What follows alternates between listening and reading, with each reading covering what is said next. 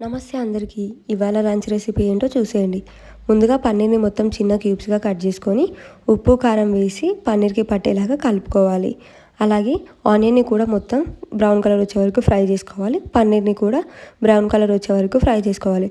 మరొక గిన్నెలో వాటర్ వేసుకొని బిర్యానీ మసాలాలో నిమ్మకాయ వేసి రైస్ని మొత్తం వేసుకొని 90% కుక్ చేసుకోవాలి.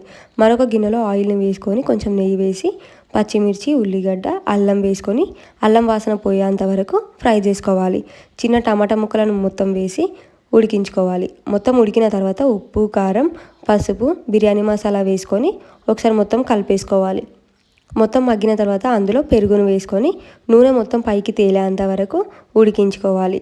పైనుంచి ఫ్రై చేసుకొని పెట్టుకున్న ఆనియన్, కొత్తిమీర, పన్నీర్ ముక్కలను మొత్తం వేసి మిక్స్ చేసుకోవాలి.